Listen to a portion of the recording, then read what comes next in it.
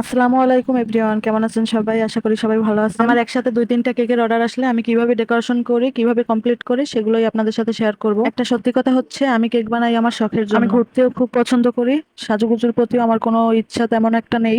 তো ঘুরতে গেলে একটু সাজুগুজু করা হয়, তাছাড়া নেই। আর শখ বলতে আমার এটাই অনেক আগে থেকেই আমার ইচ্ছা যে আমি কেক বানাবো। তো আলহামদুলিল্লাহ আমি সফল হয়েছি। আপনাদের দোয়া, ভালোবাসা ও বিশ্বাসের জন্য আমি পেরেছি অনেক দূর এগিয়ে যেতে।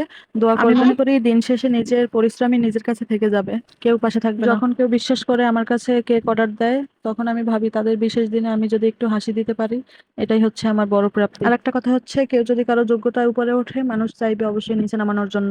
কিভাবে টেনে নিচে নামানো যায়, কারণ নিজের যোগ্যতা নিজেকেই তৈরি করতে হয়। সফল হওয়ার আগে কত মানুষ কত কিছুই না বলবে, সফল হওয়ার চেষ্টা করলেও মানুষ নিচে নামানোরই চেষ্টা করব, আর সফল হয়ে গেলে মানুষ হিংসা করবে, এটাই সত্যি। আপনাদের ভালোবাসা, আপনাদের বিশ্বাস, এই দুটো জিনিস দিয়েই আমি আজ একটু একটু করে এগিয়ে গেছি।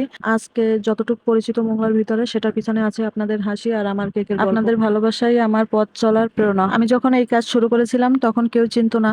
আপনাদের ভালোবাসা, অর্ডার, ছোট ছোট কথাগুলো আমাকে আজ এইখানে এনে দাঁড় করেছে। যারা বলেছিল তোমার কেক অন্যরকম, তাদের সেই কথাগুলো আজ আমাকে অনেকের কাছে পরিচিত করেছে। আপনাদের একটি অর্ডার ছিল আমার স্বপ্নের শুরু, আপনাদের একটা রিভিউ ছিল আমার সাহস, আর আপনাদের ভালোবাসাতেই আজ আমি নিজের নামটা বলতে গর্ব করি। আশা করি সবাই এরকম ভাবেই আমাকে ভালোবাসা দিবেন আর দোয়া করবেন, আমি যেন আপনাদের বিশ্বাসের মর্যাদা রাখতে পারি। তো আমার ভিডিওটা কেমন লাগছে অবশ্যই কমেন্ট করে যাবেন। তো আজ এ পর্যন্ত, সবাই ভালো থাকবেন, সুস্থ থাকবেন, আর আমাদের জন্য দোয়া করবেন। আল্লাহ হাফেজ।